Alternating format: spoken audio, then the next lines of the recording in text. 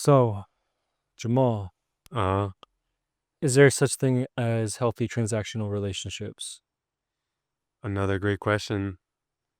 I think my instinct is yes, but there's a lot of nuance that needs to be dove into today because the word transactional and in the realm of relating and relationships Mm-hmm. has like such a strong trigger word that when people hear transactional, it's almost always used in a negative sense, in the sense of like being screwed over or the love being conditional in the sense of I'm only going to give you this thing if you give me this thing, and having like these extraordinarily complex like user agreements for relationships, Yeah. for lack of a better term, and like all this kind of stuff.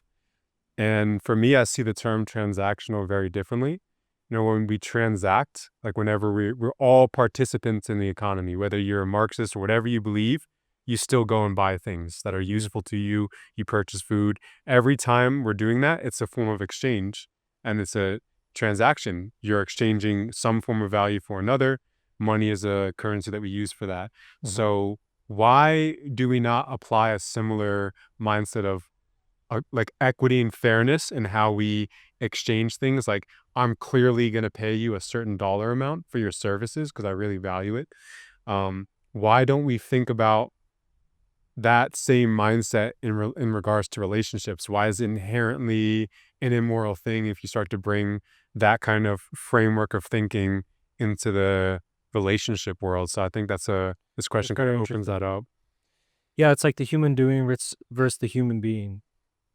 At your job, if you stop working a particular amount of effort, boss notices, it's addressed, and they're like, "Hey, you're taking up space that could be going to someone else who's trying harder, who cares more about the situation." Hmm. So, on a spiritual level, yeah, we're human beings, but on a societal level, we're human doings. It's a lot about what we add to the containers that we're in.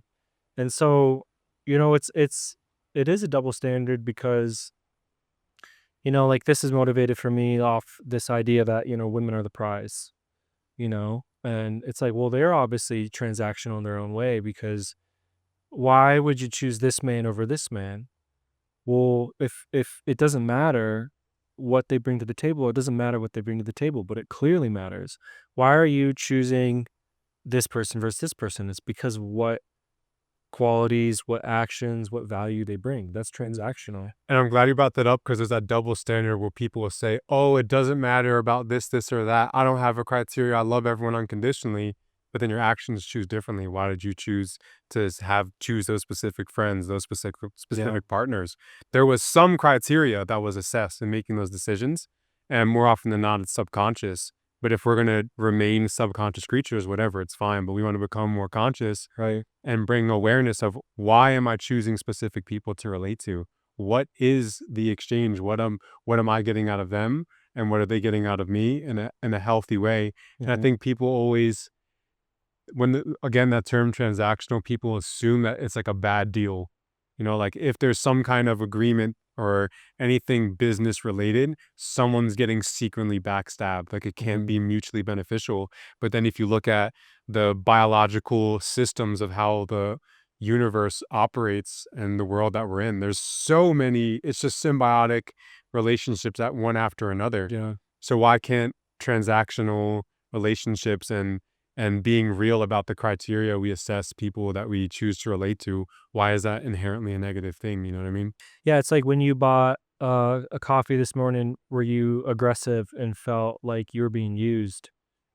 Or did you just fork over the few dollars, go along your way? It's like it doesn't have to be a negative thing. And when I was talking about human being versus human doing, it's like we we get in these identity games within ourselves where it's like, well, I identify as me, my human being side.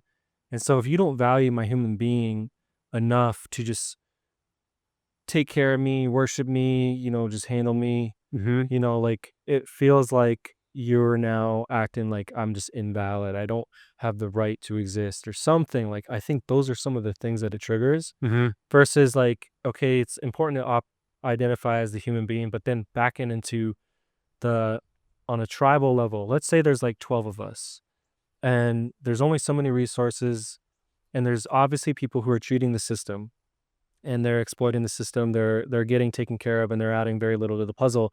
Humans will naturally have a level of feeling like their trust is broken, feeling like they're suffering for someone. It's one thing if you're like their grandma and they're old, or you're a child and you can't protect or provide for yourself. But to see people that are capable of acting and having self-agency and making healthy choices that Mhm. take care of themselves at the very bare minimum, and then they're overflowing from that place. They don't always have to move into, like, service for service and Mhm. making everyone feel great, but at the very least, how much do you pour into yourself? And then that vitality, that enthusiasm, that's infectious, and at least at the very bare minimum, can you take care of yourself so that that's a good energy for the tribe? Mhm. And maybe we are working a little bit harder to take care of you, but you're it's not always this, black and white transactional where it's like, well, honestly, like, your vibe is great, your conversation is great, you boost morale, where, like, maybe I'm out slaving away and such things, but it's like, find finding ways to add to the container, you know? Like Yeah. I wanna add more on what I think is brilliant, the human being versus human doing. The way I'm kind of understanding it is, like, the human being is more on the feminine side of things Mhm, and connected to this sense of intrinsic value, which is especially like fed in our like modern culture of like you are inherently valuable, like mhm, especially the American education system. When you compare it to the other education system, no one else in the world teaches people that they're as special as they are just inherently for being themselves than in our schooling system today. So there's like a very inflated sense of I'm important, I'm special, which is healthy. There's like a sense you need to have a healthy self-esteem. Like the greatest salespeople will tell you that. The greatest sales people in the business world, they regard themselves very highly, and people mhm, successful, it's a common trait. So there's a sense of like a healthy intrinsic value, but then, and that's like the maternal love. It's like I love you no matter what kind of thing. I accept you for whoever you are kind of thing.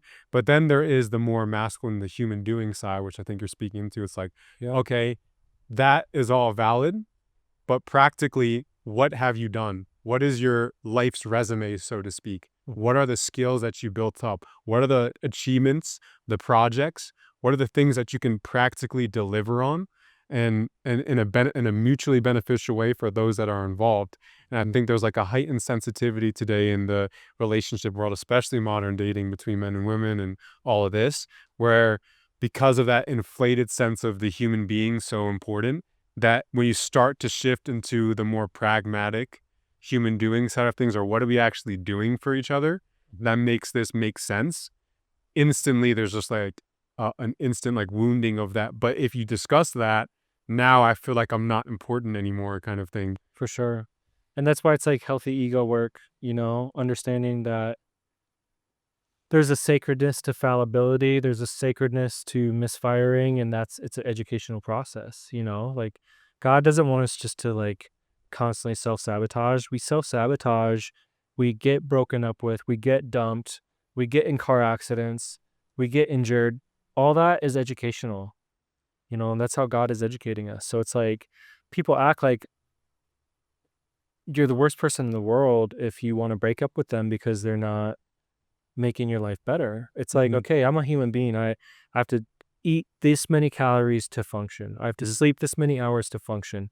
I have this much time in my day. It goes back to this level of finite resources. I'm not trying to be on some scarcity stuff, but it's like if I only have this much time and I have to do this much to take care of myself, why am I not better off being alone than with you? You're telling me this thing, and it's interesting because in the past, I was reading about like some anthropologist stuff, early primal development, and they were saying that very early on, humans realized that talk can become very problematic. mhm, Where at first, this guy's making jokes, he's appealing to me, but wait, they would notice, and I'm not trying to be elitist, but they would notice, oh, he's not helping out. He's actually like dead weight. mhm, And so humans develop this critical nature of like, okay, if you're extra nice and you're extra smothering me with nice words and nice gestures, but that's on the front end. Well, what's on the back end? Mhm. It's detrimental consequence, excessive taking, all that stuff. Um, It's like a skepticism of flattery yeah, as a solution to the whole free rider problem. yeah, and so it's like, what do you expect to happen when you neglect someone? If I'm a man and a woman comes at me and wants to date, and I just totally fuck off and don't take care of her, she's gonna leave me, Mhm, and no one's gonna complain about it. mhm, But if a woman starts dating me and she doesn't do anything that makes me feel better, and this is a big conversation. I want to move on to self care in another side of this, because it's like, obviously, like, if I date a girl and I don't do anything for her and she leaves me, no one's gonna complain. But if a girl comes and dates me and she's a pretty girl and she has all these pretty girlfriends that are telling her how great she is, and obviously I feel taken advantage of and we break up, society's training us to say like, "Oh, what a douchey dude," Yeah, you know? there's a sociocultural, like, sea that we exist in. I mean, this is a whole other topic we're gonna have to dive more in depth on, of the invisible challenges that come with being a man in the relationship world, of, like, you're just highlighting one of these double standards, where it's like, if you walk away from a relationship, I didn't feel that this woman was properly giving me enough value, or, like, wasn't doing enough for me. If you said something like this, you'd be like, "Yo, what are you talking about? What are you, misogynist kinda thing?" Mhm. But if a woman does the same thing, it's just like, "Go on, Yeah, queen," and, like, go on, like, all of that shit. It's like, "Yo, what is this double?" But then it's like, to unpack that is not a easy philosophical, like, assignment. That shit is layered on different kinds of, yeah, because you have to bring into our educational system, you have to bring in the media and, like, so many, and Hollywood, history, and it's art. it's not an easy thing to unravel, and that's not the topic that we're touching on it. You can't without this kind of, conversation today, but I mean, to get back to the notion of, like, a healthy transactional relationship, I think what makes it so challenging is it's part of the same reason that artists in the business world never get along. Like, they're always clashing because in relationship, the exchange is not quantifiable, and it never will be. There's always an eros, or a quality of life, that extends beyond what we can measure, that takes place in a relationship. So if you try to turn it into, like, a business agreement that's, like, super clear and well formulated, then the relationship's gonna fall apart. Because, like, you gave me only 10 points of love today when I gave you 8, like, that shit does not Yeah, gonna work. yeah, So it's like there has to be a similar kind of entrepreneurial mindedness around taking smart risk and assessing how thing potential and all this kind of stuff. quarterly check-ins. Exactly, exactly, like the policy review. Yeah, But, like, that mindset, but then taken on a vibrational for level, sure. like, taken on a, we all emanate a unique vibration, and then I believe when two personalities collide, it creates a chemical reaction. Jung spoke about this a lot. You could say this is emotional alchemy. So how are we going to be better alchemists within our relationships? And a big part of that is knowledge of self, knowing your own needs and limits more clearly, but then starting to sense, when I'm around this specific person, what is the exchange taking place? So when we Mhm. think of, when we're speaking about healthy transactions, that's more so what I'm speaking into than, like, yo, let's make a clear business checklist, and because that just kills the eros, For it just sure. destroys the fire. Yeah, and it's interesting because, like, with love, this only kinda dawned on me recently. Was It's like, part of romance is, I don't know the right word to say it, but I would say animal, Hmm. where it's like, say, I don't wanna do this with you because 'cause we're 2 men, but Yep, say, boss. these 2 parties are vibing and they're getting close, and if someone's like, "Hey, like, we've seen each other for a few months. I think it's appropriate time to kiss you." It, like, gets the vibe all weird, you know? It's like there's a level of subconsciousness, unconsciousness Hmm. that happens in romance that when you make it more conscious and discussed and agreed upon, it for some reason makes it weird. Yeah. And I think that's natural. And I'm not saying to go against that and draw this all out, but yeah, it's like, I would say what you could do is, on an energetic body level, and different factors of life, so we got the physical body, which is nervous system based, you know. Um, I've seen so many relationships end over nervous system. Either you're too much or you're too little. And then there's astral stuff. This is often why we are drawn to people in the first place. Mhm. There's some astral connection where, you know, as Omram says, we're genderless souls and we're split into this polarized body. And so we're drawn to other energies that might feel like those are what we're missing. Mhm. And we can get in this whole Jungian conversation as well. But yeah, it's like identifying like, is this a appropriate, healthy thing that I'm giving to them? Are they attracted to me for appropriate reasons? If it's not an appropriate reason, am I going to continue to give that to them? Mhm. Like trauma bonds, um, narcissist empath type stuff. It's like, well, if there's attraction, that doesn't mean attraction's healthy. Mhm. Do you have enough ethics to say, like, for instance, I had a girl that was willing to let me walk on her, and I never walked on her. Mhm. And she would say these things to like save the relationship, or to show it was like pick me stuff. Yeah, yeah. I'm so loyal to you that you can abuse me. And I was like, one, that's not true because eventually you'll leave. Not that I was ever going to exploit it, because I think every human comes to a level of sobriety where they wake up out of that honeymoon phase and they check and they do that quarterly assessment. They're like, this ain't it. And then two, it's like, it's just not the move. So it's like, yeah, so there's astral exchanges that are happening. Am I polluting this person? There's mental exchanges that are happening. Like, I have had to cut off women because they are polluting my mind. Mhm. And as a man, they hate this conversation. I'm not trying to be a little bitch, but they hate this conversation where things like the Bible say the man is supposed to be the head of the house. Mhm. And it's like, well, I feel like I control my mind a lot more than you control your mind. So I would like if you chilled the fuck out and didn't tell me what to think, especially when like morality is different, you know? But this goes to the mental, not chemistry, compatibility is Yeah. essential. Like, we all have ideologies. Everyone. You can try to pretend that you're free of ideologies. No, you have one. You have very strongly held beliefs about the world. You have certain sacred values that you'll get very defensive about, etc. So instead of pretending like, let's put the anytime if you ever try to have a relationship and you try to put that aside, and like, oh, but there's a physical that's just a recipe for It's disaster. such a core part of your being. What are you gonna do? Yeah. So we have to think. I like how you brought the three layers and the aspects. Do we need a mental compatibility? The astral compatibility is interesting because I feel like that's what leads into the relationship. Everyone talks about that first magical encounter. You just feel like, I don't know, there's something about this person. Mhm. In Jungian psychology, they would talk about the projection of the anima and animus Yeah. and the initial contact that takes place between men and women in relationships, and the anima being the inner woman within man, the animus being the inner man within the woman.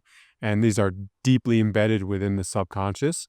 And that when we first come in contact with certain people, there's a certain characteristics, not just in their image and their physical, like how they look, but also we could say in the emanations that they give off and their vibrations that we can sense. And people have different levels of sensitivity, but certain people become a perfect hook, so to speak, for the anima or animus projection that then takes place. And these are some of the subconscious dynamics that take place that kind of explain these bizarre, like how do you explain why certain people fall in love and why we don't? Mhm. That's one interesting explanation from the depth For sure. psychology world. But with the when it comes to the healthy transactions, I think part of that is we need to bring more of these dynamics into our awareness and into dialogue with one another. And yeah, that's part of the when we talk about the transactional nature is recognizing something about me. It's like when you really want a specific item, like if you're going to be a conscious consumer, you're going to think about what exactly why you want the specific thing. You're not just going to go and pick up some hyper palatable foods because you just want it. You're going to think more clearly and you're going to go to the farmer's market and get higher quality Yeah, foods. exactly. So it's like instead of, yes, there's always going to be like an instinct, no matter what, there's transactions taking place, but how can you be a more not conscious consumer, but like exchange partner within Yeah. relationships? You know what I mean? And it's interesting because again, it's like the more we talk about, you signed, it's the weirder it gets. So it's like regular, both parties being intuitive and both parties being frank and candid about, what you did, You don't have to say it like this, "Yo, your astral body is sketching me out." Yeah, yeah. But you can call a spade and Mhm, address patterns as they come up. That's really interesting what you talk about with, the animus finding hooks for people. Because again, so many people just do not catch your eye, and it's very interesting when someone catches your eye, mhm, and then now we're projecting onto someone, mhm, and now we're projecting a lot onto them, wounding and fantasy and expectations, mhm, and to give people the safe space to allow them to be themselves, mhm. I think that's very important. For example, I'm just gonna be candid, like, you're here visiting, and there's never a moment where I'm like, "Jamal, you came here and I expected this," and Yeah, I'm not putting that on you, People need to have this flexibility in their friend space, in their mhm. romantic space, in their family space, where we allow people to be themselves. And in that, you get to see what people need, see what people want, and if someone doesn't wanna take care of you, it's almost like that's it, that's fine. Mhm. But then you gotta wonder, why aren't they trying to take care of me? It's a paradox because it's like, are they not taking care of me because I don't cook their animus?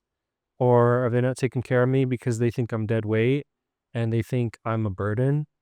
Um, it's I crazy. wanna I wanna add more nuance as well into the notion of projection relationships because with Jungian psychology, so many of his terms have now become kind of pop psych or like people just throw them around.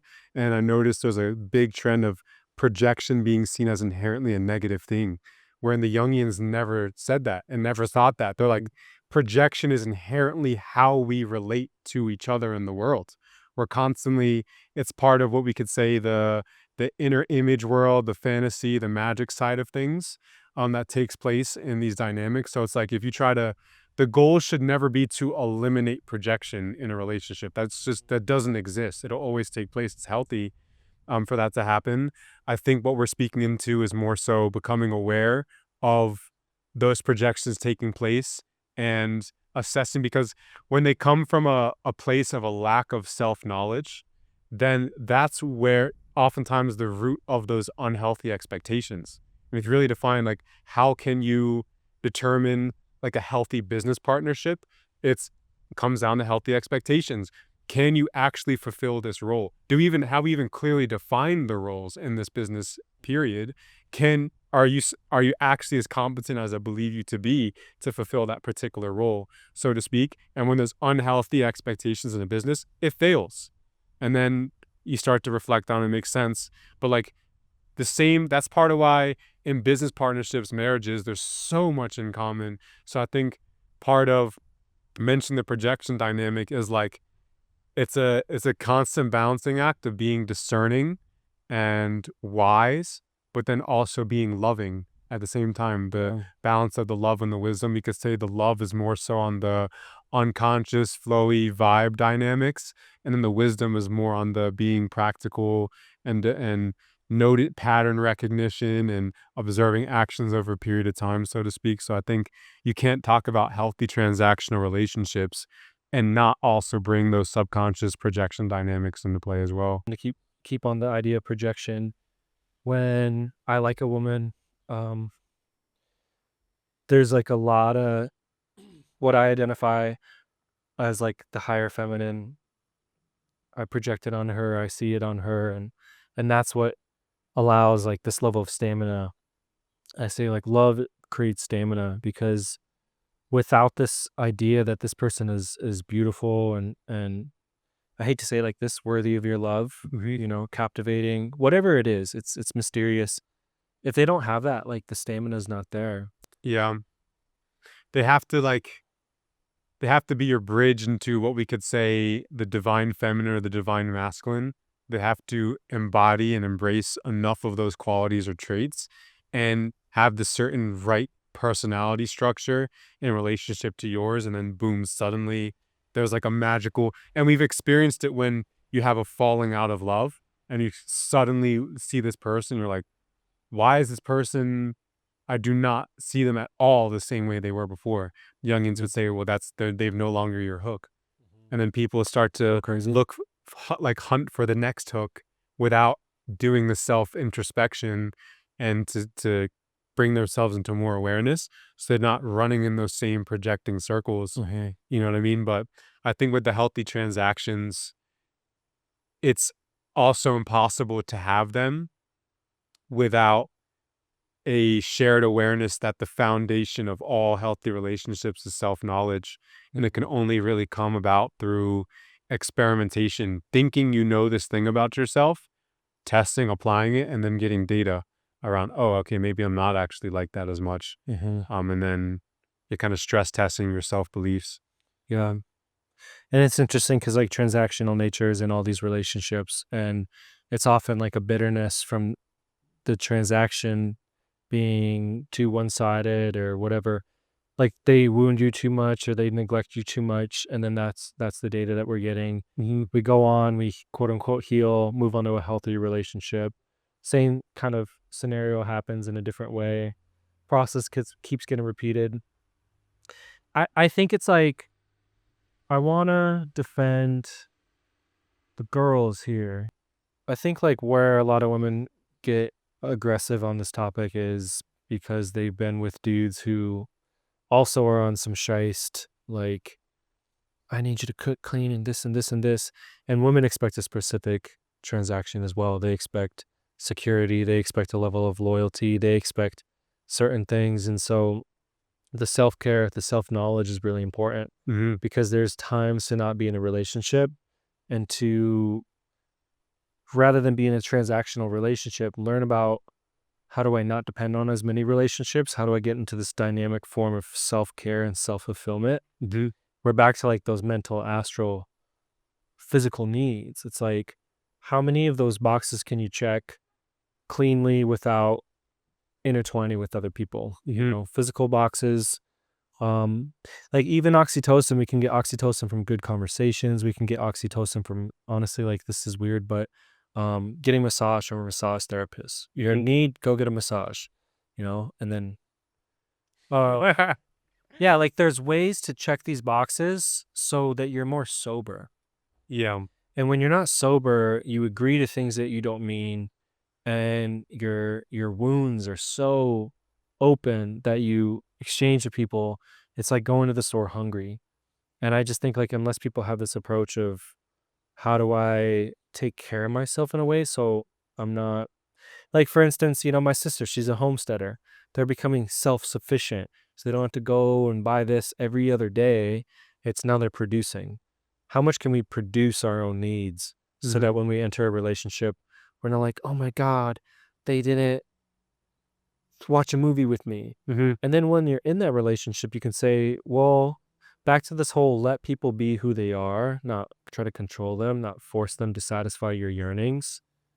Can you say, "Ah, she don't wanna watch this movie," or whatever, she wants to watch this movie. I wanna write today, you know? So like learning to within that relationship, not to put the whole world on them and to give them the benefit of the doubt because they are fragile humans with nervous systems Mhm. as well who get overwhelmed or who get overstimulated.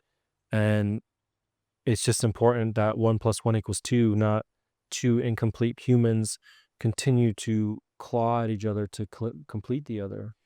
Yeah, it's really interesting. One of the most profound books I've ever read on the topic of relationships in the realm of psychology is called The Eden Project, The Search for the Magical Other by James Hollis.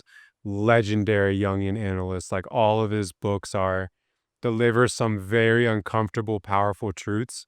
And the reason that I bring up that particular book is one of the core like thesis or arguments in that is that ultimately like the ultimate form of relationship is two partners in what they call individuation.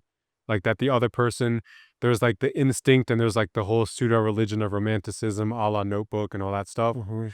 And at the end of the day, like the best we can do is, so to speak, being alone together, alone on our own personal missions, but then supportive of one another, like allies on our own journeys of self mastery, self realization, Mhm. whatever you want to call it.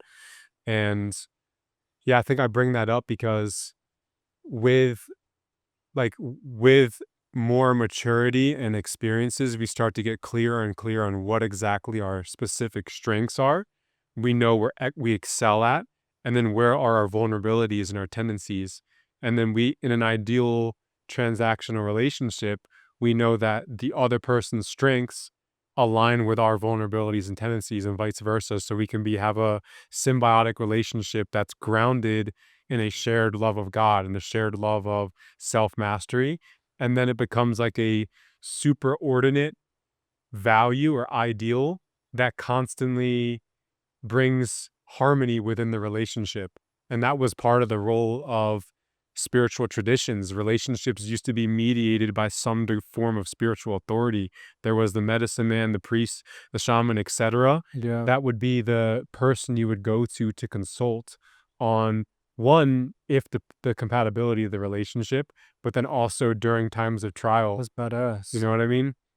So I think if we're going to have healthy transactional relationships, where is that superordinate ideal that's going to unite us, and a healthy expectation that I'm not expecting you to do the shit for me, to Yeah. do my own inner work. I'm taking full responsibility of that, but I'm being honest with myself, knowing that I have weaknesses, knowing that I have areas that no matter I could spend my whole lifetime working on those tendencies, it's still I'm gonna carry those with me, and you have the same ones. How do my strengths help support your particular tendencies, Mhm. and vice versa? How do your strengths help support mine? And then, the whole concept of like the one flesh, in the sense of like through, not in the sense of, oh, we're completing each other, but as a team, like a sense of teamwork, being allies. I think that's an important few essential elements to a healthy transactional relationship. Yeah. Yeah, that honesty is a big thing because again, back to that human being and that American educational system kind of doing ego inflation. There's not a lot of honesty where it's like, what am I bringing to this business relationship? Throw out romance. It's a business relationship. We're trying to create more life force. We're trying to create more happiness. We're trying to create more of a resource, happiness resource, quality of life resource, joy. I guess that's the same one. So it's like understanding that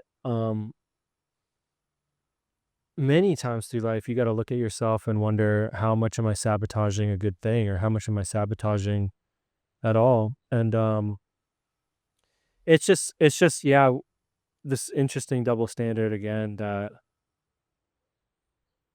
the unfortunate thing is like we're not trying to come off preachy here. I'm trying to like help women particularly who have this kind of feminist mindset that they can do no wrong and then what's going to happen to their happiness in their 40s when their looks go away because right now all they can kind of posture they are offering like a level of sweetness and commitment and all this other stuff they're offering often just sex and looks and so when that goes away and they don't want to work they've been trained to exploit men financially often.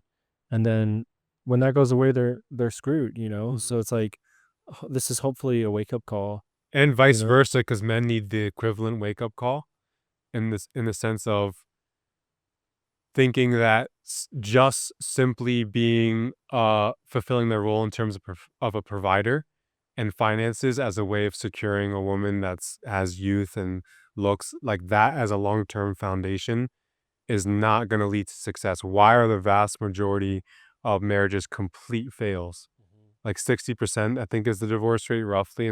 Wow. And then if you consider all the ones that are people are together, how many of those are really successful marriages Happy. too? Yeah. So you look at, I think another thing with the transactional notion that's important is like at the end of the day, when you're relating and it's a serious partnership, you're building a project together.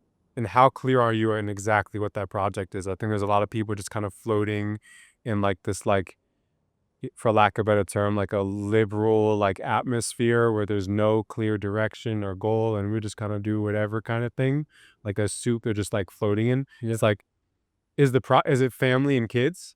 Is that the project? Because that's a significant project, and there's specific roles that need to be held in order for that to happen, and we need to define that, and we need to be clear on what exactly, how are you going to fulfill that, so to speak, and if that's not the project, then what is the project? Is the project just to have some Mhm. hedonistic pleasure? maybe that you can make that work if that's like what is there's some project you're building together. And I think a lack of Interesting. clarity of that leads to poor transactions. It's like if you start a business, but you don't even have a business plan, you don't even know what industry you're in, you don't know. But you get a big loan, AKA a really great partner, and then what do you do with it? Yeah, You it's know? like you're just gonna the same way when people win the lottery, they don't know how to spend and they all end up losing. Oh, if I won the lottery, I wouldn't. Yes, you would. It's a part of our human nature kind of thing. The So sacredness of fumbling a baddie. the sacredness of what? Fumbling a baddie. Oh, word. Like, they had it real good, and then they couldn't necessarily capitalize on it. It was n the neglecting or whatever. Yeah. I And nature's unforgiving as well. And in the end on I this. wanted to talk about forgiveness and more so patience. Okay. So, this idea of extending credit in a relationship, this is gonna Okay. sound fucked up. Social credit system. We keep we keep comparing romance to business. Um, yeah, say, like, either off the bat, you know this person is quote unquote damaged or less able to give to you, Mhm. and you're taking a risk by saying, yeah, this person's got this past, and because of that, they develop this psychological trait Mhm. and they develop these qualities. They've developed this aura that's kind of like shitty to be around, but she's hot, whatever. Or maybe it's not even that, it's so lustful that you genuinely have a good intention for it. And so there's this level of extending credit in the relationship Mhm. where you might not get a lot of this back, this love back, this mother behavior, mother of your kids behavior. And so there is that risk management involved where it's like, and of course the woman will say, well, he paid my rent for months and took care of me for months. And the moment he wanted me to become a mother and I didn't want to, he abandoned me. So it's like, of course you could say that's a bad, what a bad dude, you know? But it's like people get into this mindset of they're extending credit. They're like, I'm going to see where this goes. I'm going to give resources and see where this goes. And if I don't see a certain thing, again, how many parts of ourselves do we have to fight to stay lying to ourselves in that type of relationship? Our conscience, which is our higher self, is like, bro, you're getting abused. Mhm. Our pride, which is often more of a lowly side of us, kicks on like, bro, this chick does not care about you. Mhm. Um, all these parts of us kick on to say, this sucks. Why are you here, bro? Is the sex that good, or is being alone so bad? And so, women want the security of a relationship, and you have to know that the more you ignore this idea of, I guess, just giving to the relationship, you're going to push someone into this deep inner conflict of, am I with the wrong person? And if you can't answer those questions for them, no, you're not with the wrong person. I'm a fucking great person, and this is how I'm willing to show it. Like, they're gonna get in that conflict, and they might not break up with you, but then they totally withdraw, they're emotionally destitute, and you want this caring, vulnerable man, but he's disassociated because that's has choice. It was either leave you or leave himself. It's Mhm. crazy. I mean, obviously, I can sense some resistance from people that are gonna listen in because we're painting this is the male experience of the Yeah. relationship world on a higher level, well articulated, which does not get much, like, publicity or awareness or attention. Um, so, I mean, of course, in the future, we're gonna have more of the female experience as well on this side of these Yeah. kinds of dynamics. Um but I wanted to get back to the notion of, like, credit, since we're speaking about transactions, you know? Yeah. The notion of, like, when you see equality and, like, we start to notice signs of incompatibility and compatibility early on. It's just a natural thing we do. "Oh, we have this in common." Or like, "Oof, I don't know if I can work. He's a Trump supporter," or something. We start Yeah. to, like, put people in Crazy. different, like, we start to assess them and then we start to enter into the mindset what people call like trying to fix the person, you know what I mean? And I feel like that's like almost again with the credit system. I don't know exactly. You could try to work it out, like in terms of like what would be the exact financial metaphor, but something along the lines of like, I'm going to give them a loan in that area that I'm expecting them to pay back by a certain time. But then there's also interest on that. Like I Yeah. expect some kind of gratitude Wow. in exchange for that. So I think we're like a lot of us are very poor bankers, to if we're gonna keep going down the business Oh, metaphor, yeah. and how we assess Women are getting so pissed watching this. like we're just making terrible loans. Like you did not check their credit score at all. It was like 280. You thought it was 800, Crazy. and then you wondered why they didn't pay it back. It's like, yeah, you tried to fix that person. You believed in their startup idea because they had the flamboyant, like slide deck, pitch deck that like convinced you, but then Yeah. nothing came into fruition because they didn't actually have the competency or skills to build that kind of project that was promised. I think if we're honest, in every relationship, there is a promised project. It's going to look this way. We're like sharing some kind of shared future that's ideal, and that's healthy. We should have like some mutual vision that's empowering, ideally on a collective level as well. Your individual like ideal relationship on how we're transacting should fit into a more beautiful future for the collective as well. It shouldn't just be in your, oh, I'm just gonna have my own little home, sheltered off, and I don't really care about anyone else. Like on a shallow, let me have my suburban lawn. But yeah, I think when you said the credit system, that kind of triggered that line of reasoning. Yeah, culture is made up of, individuals, culture is made up out of families and couples, and but yeah, back to what you were talking about with self-knowledge and credit. Continue milking women are like, "Relationships are not businesses, damn it." They're watching this. Um, Not just women, men too. yeah, soy boys. It's Soy like, men, soy men. yeah, Always anymore. I mean, Depends. it's Depends. it's like, are you okay in a donation phase? Because I tried a donation out, and I was hurt from it. I had my worldview negatively affected, but I was able to talk myself out of it in terms of any lingering trauma, Hmm. where I had an extensive donation phase, deeply abused and neglected more so, not really abused. And, I could have been like, oh, women suck. But I had to talk to myself and I said, one woman does not define the collective. A flawed woman's, a distorted feminine expression does not reflect the divine feminine. Hmm. I chose to do this. I offered to do this. I offered to start the relationship. I offered to be a stable, consistent person. So at the end of the day, it was a donation. I was younger. I, at the time, had the resources to handle it. I paid this chick's rent, and for months and months, and just like never really got any happiness from this relationship.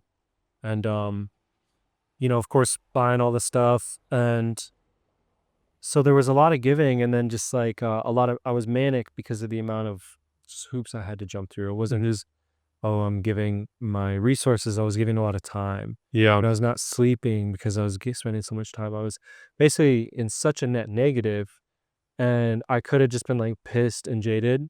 But I was like, I see like five major lessons here, Hmm. and I had the flexibility to go into the donation phase. That's all I'm trying to say here is some dudes are not in the ability to go into donation phase Hmm. where it's risk analysis. This is a higher risk investment. Hmm. And if this doesn't pay off, I'm in the hole mentally, emotionally, financially. I'm in the hole. And what's the timeline of the relationship? Like, Hmm. of course, men have the luxury of marrying and bearing children later in life, so we don't have as much of a time scare. But at the same time, it's like we have to look at where we're at in life and like, is this again? It's that risk analysis is such a trip, Hmm. such a big part of this combo. Yeah, and I think we can't also talk about transactional relationships and the credit system without, like you said, the phrase paying off, like taking a risk and then it paying off. And we have to define, what does it mean for a relationship to pay off? You know what I mean? Because If it had- yeah, you know what I mean? Where it's like, hey, for men and women, what paying off in a relationship looks differently, Yeah, you know? of course. And that's an exceptionally important nuance. I'm gonna repeat that. Paying off, like what paying off looks like in a healthy transaction, differs for both parties involved. We're both there are some things that we're both going to get out of it. Maybe it's a deep sense of fulfillment. Maybe it's a deep sense of like learning deep, profound lessons that's going to help us on our accelerate our own journey of self mastery. There are shared, outcomes that are beneficial for both, but then there are specific desires on either side that need to be honored for it Mhm. to be synergistic. And more often than not, those are not communicated clearly from either side. And not everything is going to be perfectly communicated from the start. I mean, like with any business venture as well, like you think you have a good business agreement, but then you never actually signed a buy sell agreement. And then some shit goes down, and then you get fucked because the person ends up doing you dirty and then taking 80% of the business. And same thing happens with marriages when they don't sign prenups and Yeah. all this kind of stuff. And it's like, yeah, it can, for a lot of people, hearing the notion of framing relationship in this business perspective and this kind of way, I can just feel so much people like, oh my God, you're killing the magic, destroying it. But I think a lot of people would benefit from it. It's like once you have enough patterns and suffering and pain from not thinking about it in a critical, more Yeah, you're in rational debt lens. basically and you're Yeah, broke. you just keep losing so much of your time and energy. You're losing your most valuable You're resource. losing your faith in humanity sometimes. Yeah, and then you become apathetic because you're like, all my relationships ended a specific way. It's like, yeah, maybe there's a reason for that. Maybe, you know what I mean? And I say that to myself as well because I think, I pride myself on noticing, making, significant failures and mistakes and unhealthy projections in my relationships, but then using that later on to say, okay, I'm going to learn from that lesson and move forward. And I think the transactional framework has been a very healthy way of looking at it for me to improve those in my lives. You know what I mean? So I just want to, I don't know, I don't want to do this to fully defend myself, but just to offer like, these are just lenses that we throw on. Like, we talked about this in our last pod actually, where it's like, learn how to take a hat on and take a hat off. Yep. There are times that we switch into unconditional love. There's so many times it's like, even with like, just, I've seen so much distortion, feminine distortion, and there's no major judgment for it. There's this acceptance of it. There's this, there's times that I'm just like, I don't give a fuck. Like, I'm down to be patient. I'm down to be chill. Like, I'm not here to look at things analytically like a business exchange. Right. But then, you could say, like, if you stay in that space, you're a doormat. So there's times that we have to switch into different modes of thinking, Yeah. and I'm just saying, like, we're not like, this isn't like some 3D crude matter with like transaction, like a transactional relationship. Because if you ask a Trump supporter what he wants in a woman, it's gonna be some crude shit. Yeah. And they're just gonna be like, I want a chick who fucking cooks and puts jolly head. Yeah. And yeah, it's like we're not fucking selfish assholes. We're just like, it's this beautiful dance that what's it called? That Hermes staff. Like this. The Caduceus Yeah. Army or something like And they're going this way, bro. They're going that way. So it's that. like, another thing is, back to business. I'm sorry, ladies. Um, when you're hiring someone, do you get someone to do exactly what you do and exactly what bro does, or do you get a separate person with different skills? That's this whole skill of delegation. Every successful entrepreneur or business leader will tell you the importance of delegation, knowing your own limits. Those are too big of words for the ladies. So, Okay, to delegate means now this what delegation comes with role defining roles. right.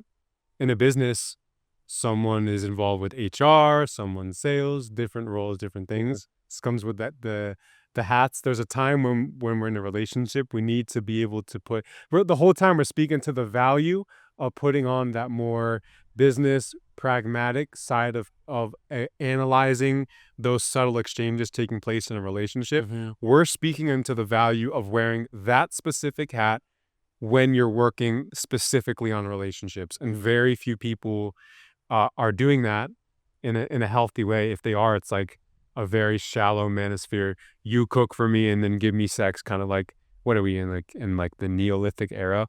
Yeah. Like, let's make this more sophisticated. Let's bring consciousness in a, but still, yeah, this it doesn't have to kill the joy. It can actually enhance it. For You sure. know what I mean? But without that discernment, then yeah, love needs to be governed by wisdom. That's like the main point of this Mhm. whole talk is like blind love leads to disasters, but love governed by wisdom leads to harmony, leads to peace, leads to growth. Yeah. And that's ultimately what we're advocating here through this framework.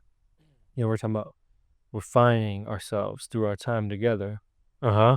It's like it's not these external, "Oh, she cooked." That's like, I would say that's a more external exchange. Yeah. There's so much magic in the subtle exchange because 'cause you're exchanging possibly 1,000 of those a day, Hmm. and, my favorite women that I've been around with, even platonically, it's again, like, just these gestures that pour just that little bit of life into me, that little bit of life into me, and vice versa, and, over and over and over, and it creates this, all ships rise and tide kinda thing where it's like, we're actually multiplying our life force. Hmm. We're not like, "Here, borrow my life force, give it back later," Yeah. and we're just gonna slowly deplete over time. It's this wisdom with the transactional, like, "Okay, like, Imma give her a little bit of I this got and a this little bit much of that," today. I'm gonna give that. and then it's a multiplying effect, and that's what Hmm. we're trying to get at here. And again, I just wanna, like, make the 3rd attempt to prove the same point is, every woman knows about women who got abused, and how were they abused? Through transaction, and the transaction, we could say exchange, and it's a net negative exchange where this person hit her, that's an exchange. This person insulted her, that's an exchange.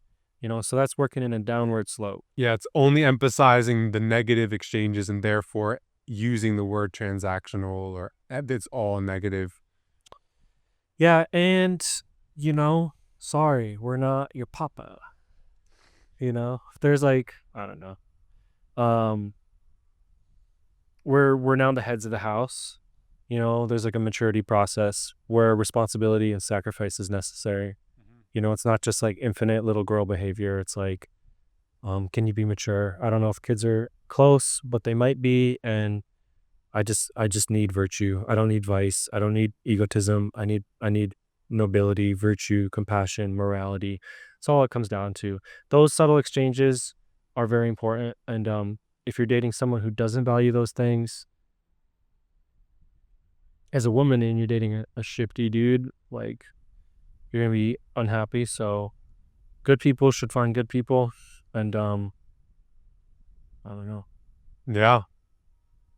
Amen. Maybe not, maybe not. Maybe you should stay with the ungood person making good, but Try to fix them. Go into debt. eh, shoot. All right, bro. We'll wrap it up. Yep. Cool. Sir. All right. Good stuff. On the turquoise. Peace. But